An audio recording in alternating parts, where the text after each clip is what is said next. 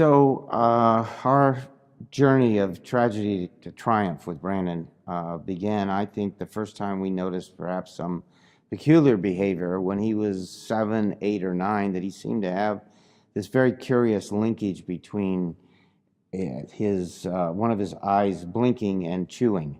And that seemed to be a little bit odd to us, and not sure how that ever really connected itself to his psychotic break, but that was a behavior that troubled us a bit. I think the first time we saw symptoms that we now know a lot more about was when he began to have very curious dreams, dreams that troubled him quite a bit, and that he would come to us with what was obviously the signs of hallucinatory behavior, which we just told him not to worry about and go back to sleep. The other things that we noticed was his reluctance, or let's call it his desire, to be more by himself than to be engaged with kids in the very active social way that many others were.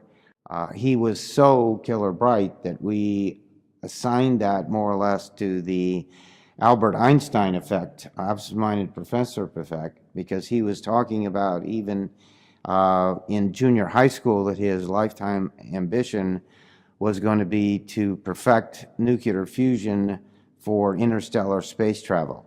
Go figure.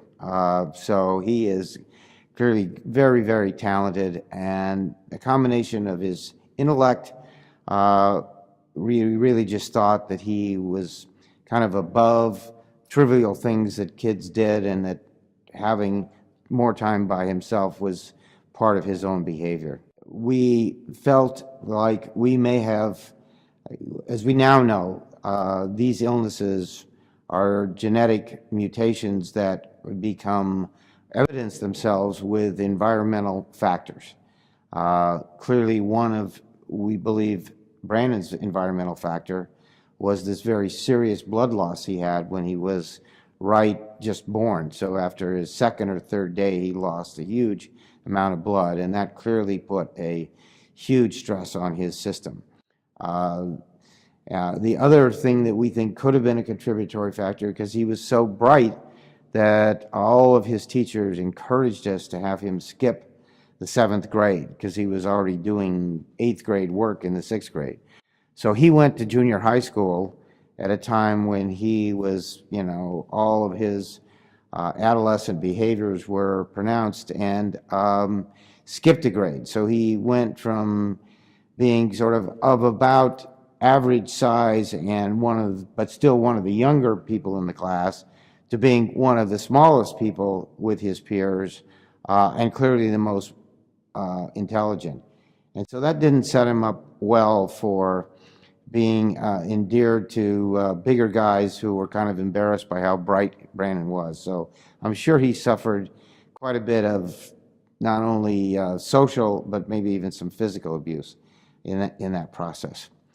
And that just sort of exacerbated those behaviors. But he went on to high school, excelled at everything, National Merit Scholar, with that then led up to the ultimate psychotic break that he had between his first and second year at Dartmouth College. We had planned a trip to go to France while I was in a YPO organization, and we went over there on a planning trip. And towards the end of the trip, we got a phone call from my mother saying that Brandon was in the psychotic ward in a hospital in Walnut Creek.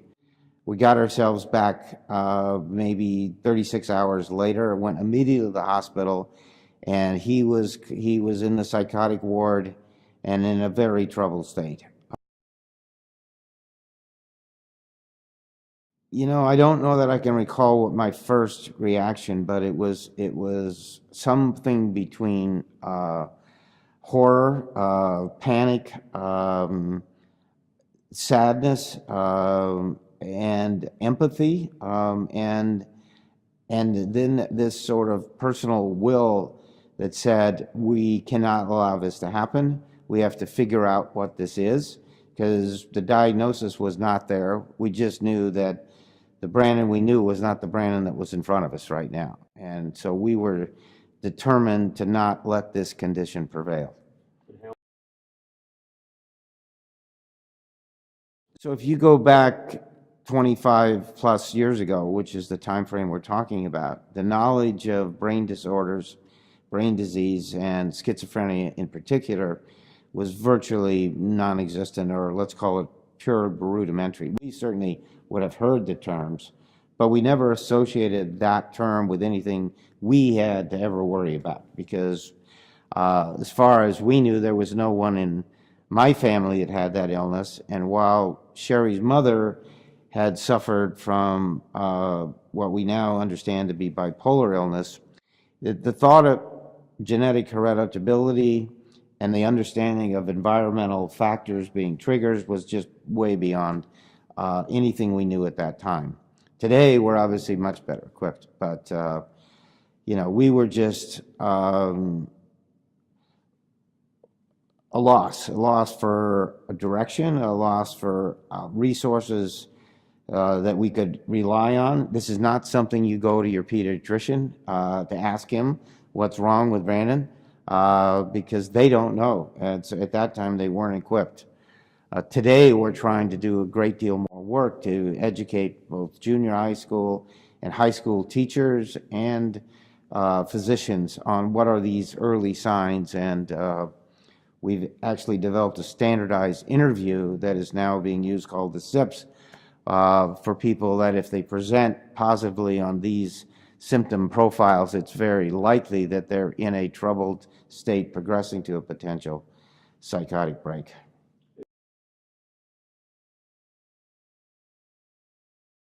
Well, they go through the symptoms that really were the behaviors that Brandon was exhibiting. Are you having trouble sleeping? Do you hear voices? Do you feel more comfortable being alone? Has anyone in your family ever had a mental illness that you know of? Do you wake up in the middle of the night with thoughts that would trouble you? A series of what you'd think would be very questions that would be obvious for people to ask, but no one ever really thought to ask that about a person's behavior, because when you're a teenager, just as we attributed Brandon, you go do quirky things, and this whole adolescent hormone raging bizarre behaviors of kids just gets lumped into a bundle, and it's very hard to separate out those very clarifying behaviors about people progressing towards a psychotic break. So because of our openness and our sort of national profile of running towards the problem, we get calls from families not every day, but certainly multiple times a week. And our first message to parents is that nobody did anything wrong. It's not your fault. It's not your son or daughter's fault, and you didn't do anything wrong. The second message that we tell them is that this is going to be a very long journey, but the outcome is going to be fine. He or she will get better, but it's going to be a long journey. There is no silver bullet. You can't just take a pill and it's going to be over. The third thing that we tell them is that it's going to take every ounce of love that you have, because you, the parents, are the person that your son or daughter is going to reach out to and be the angriest with, because they don't want this illness either. And you are the one who has brought them into this world. You're the one who they love and trust the most, and they don't want to be where they are right now, and they're going to be angry with you. So you've got to overcome that and not be angry with them. And remember that your unconditional love, even if it's unrecognized by them at the moment, is embedded in their behavior and in their memory. There are many times that Brandon has now told us that when we traveled for hours to go see him, and he sort of dismissed us because he couldn't deal with us right now, and we said, that's fine. We understand you're having difficulty. We'll hang around for 4 or 5 hours, and if you can't see us, that's fine. But we're here for you, and we're never going away. Um, so it's that combination of no blame, uh, understanding that it's environmental triggers of genetic mutations, and that unconditional love and the compliance with medications is going to ultimately lead to a recovery. And your son or daughter can not only be okay, but they can be great again. And so we put that hope in people's minds, and then we make ourselves available to say, call us, because it's very hard to go through this alone. I guess the final thing we say to parents is you have to take care of each other, because if you don't, you can't take care of your son or daughter. You need to get help yourself if you have to, because the family's got to be an integral unit here in making this recovery possible.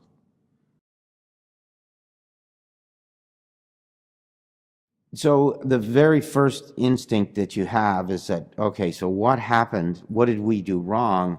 The incident that I mentioned previously about skipping the 7th grade for him, clearly we said, damn, that was a mistake on our part.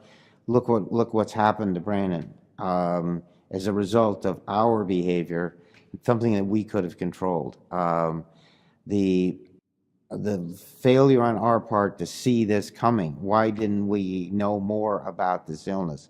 Sherry and I have a very strong relationship. So I think while we might have had that temptation to blame one of us for that, and Sherry will always say that when she went to school, it was these illnesses were only caused by one thing, which that was a bad mother. And I had to help her understand that that wasn't anywhere close to being true, and she couldn't have been a better mother, and that we only could get better for Brandon if we didn't get sick ourselves. Fortunately, we had, as a part of our method of recovery, we found a friend who was a psychiatrist at the University of California at Berkeley. And Danny helped us understand all that very early on, got us on the right path, and helped us find one of probably the best diagnostic psychiatrists in the country, who we got Brandon to, and after a full day of diagnostic work, was able to tell us what the problem was. And as bizarre as this sounds, hearing that he had schizophrenia was actually hopeful to us, because we are very problem-solving oriented, and all right, now we knew what the problem was. Now we could go about getting the right doctors, the right medication, and the right treatment plan, because we were determined he was going to get well.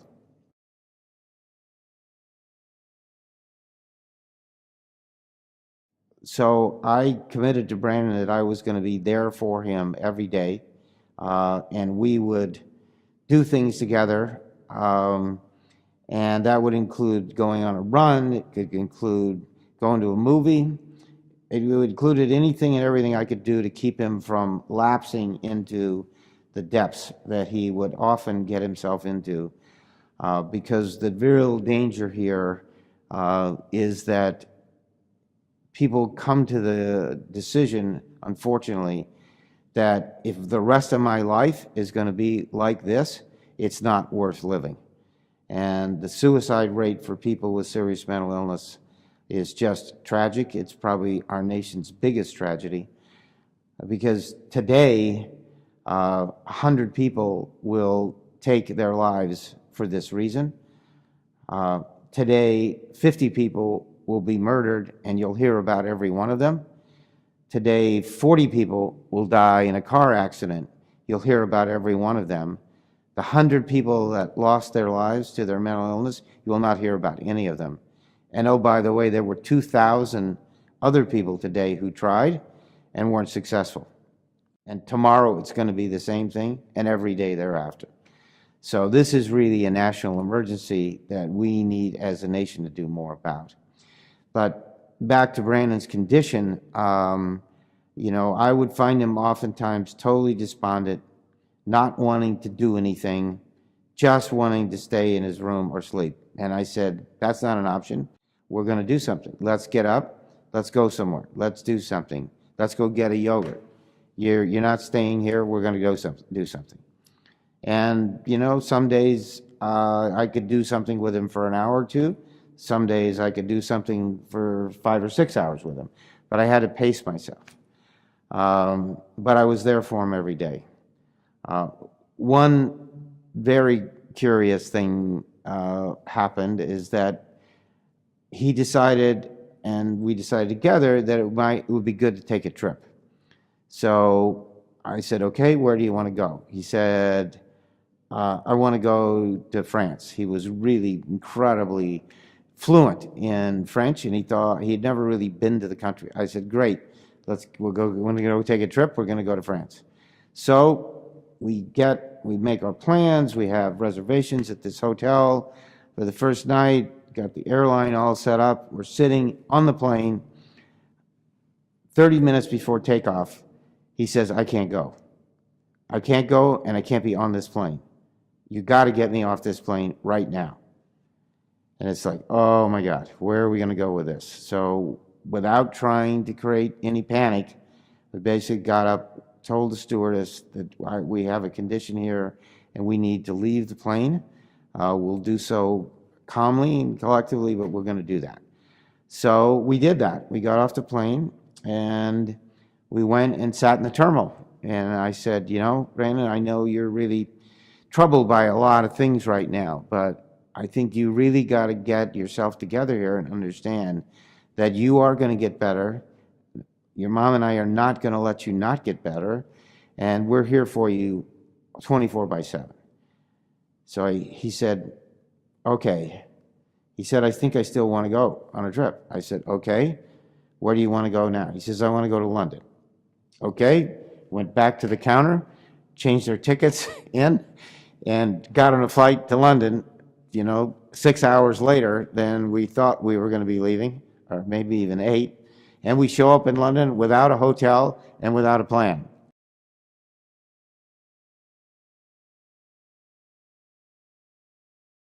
You know, he is so, while he was tormented by the fact that, as he described it to me, he thought he had lost the left half of his brain and he didn't want somebody else to put it back. I think he ultimately came to the realization that because of our unconditional love and because of his optimistic belief in the future and his just, I think, desire to learn, contribute, and be part of this wonderful world we're in, he was not going to give up. And so he got better. His attitude got better. He, for a longest time, however, would never say that he had schizophrenia. He was always trying to find another reason because he didn't want that to be it. He would go to doctors to be treated for TMJ. He would go to doctors, chiropractors, because he thought he had a spinal misalignment problem. He would take large quantities of aspirin because he thought he was just having headaches. So he didn't want to be the guy with schizophrenia. He didn't want that to be his diagnosis at all. But it took a long time when he finally got to the point where he was able to say, I have schizophrenia. It was easier for him to say, and this is something we offer to parents, that he has a thought disorder, because that's a much less scary word than to say he has schizophrenia. But it was a long journey, 3 years, 4 years, 5 years before he could fully accept that. But I think he fully accepted it knowing that he was getting better and the medications were helping him. But he certainly wasn't the person he wanted to be and that he is now, but he was on a long journey.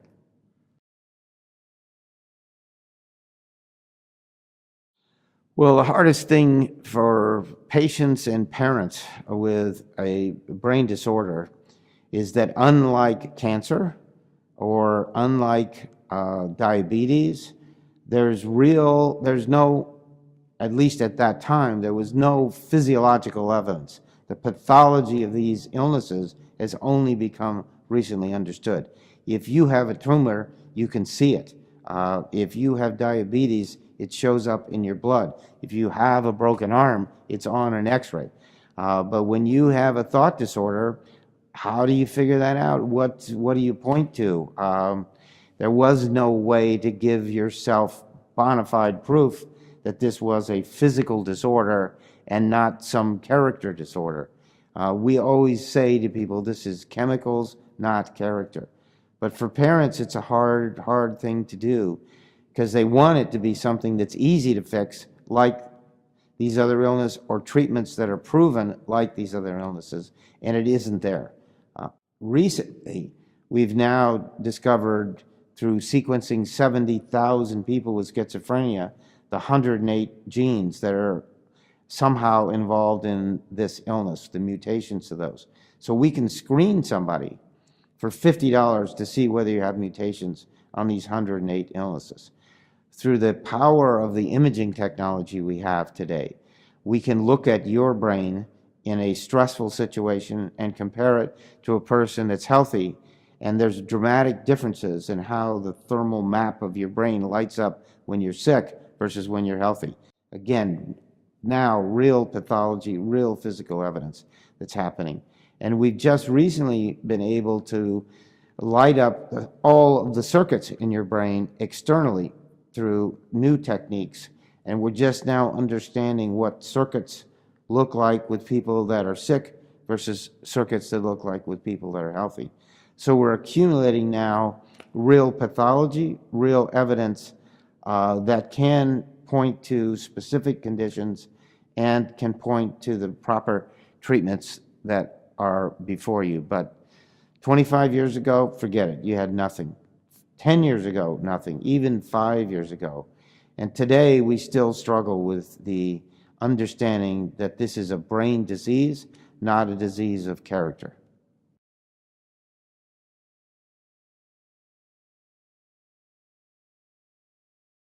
Well, as we use this phrase of tragedy to triumph, I think while there's zero complacency on our part about Brandon's condition, I have to tell you we have great joy about seeing Brandon where he is today. When he was at his darkest depth, I said to him, and I was at that time about 45 years old, I said, Brandon, I'm still young, but I have had wonderful things in my life. I'm happily married. I have wonderful children. And if I could take your illness, I would do it right now because I want you to have all the things that I have enjoyed in my life. And where you are right now, it doesn't look like that's going to happen. Fortunately, that journey has resulted in him having all those things. He is happily married. He leads an incredibly successful life. He has national recognition. He's very proud about what he does, and rightfully so. So, for me personally, to watch that transition for him and feel like by dedicating ourselves to getting him not just well, but great again, we got him to that point in time. So what better joy is there as a parent than healing or be involved in the healing and treatment of your child? I think that our family's commitment to running towards the problem instead of running away from the problem has also been the source of great joy, to see how we've been able to touch the lives of many people and give them hope that there is going to be cures in their lifetimes for these illnesses. But we have to work together to do it, and to see the power of that collective emotion, thinking, and involvement, and watch people feel that joy of being involved and feeling like they're doing something that's going to make a difference for their loved one.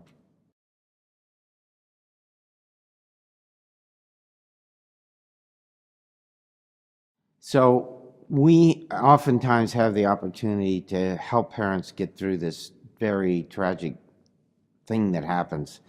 And our continual advice is you have to take care of yourself so you can take care of your loved one. what does that really entail? Well, first it is, don't blame your spouse for this problem. Neither one of you did anything wrong. This is a genetic mutation that has somehow, through environmental factors, manifested itself. You are going to need to educate yourself. You have to read books on the subject.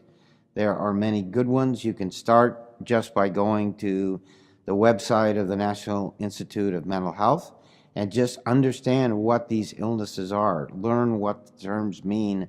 Learn what regions of the brain are involved, and learn how medications that are available today help mitigate these symptoms by modulating the level of these chemicals in the brain: serotonin, dopamine, glutamate. These are terms you need to become familiar with. Because if you don't, then you're going to be afraid that you did something wrong. You're not going to understand that it's a disease of chemicals, not character. And you won't be able to help your son or daughter remain compliant with medications. And you, as the parent, must be the strong and guiding force, because I can almost guarantee you, just like Brandon, your son or daughter is not going to want to take medication. They'll either start by saying they've never taken pills and they don't want to be involved in it, or they may begin with the idea that, look, I think I want to do yoga, I want to do diet, I want to do exercise, and that is all I need, and I'm going to be fine without that. Or they may be on a course of medication and get to the point where they feel good enough and they don't like the fact that they have a flat social effect, and they may have gained weight with these medications. And they're going to have all kinds of reasons why they're going to tell you that they don't want to take these medications. You, as the parent, must tell them that the only way they're going to get well, they can do all those other things, but without sustained, continuous, 24/7 compliance with medication, they're never going to be the person that they themselves want to be. And you, as the parent, even if they're of age where you can't tell them what to do, you can strongly influence them on what to do and say to them that their job is to get well and to get better. You've got to take these medications, and don't ever give up on that or give them any slack. You've got to be firm 24/7.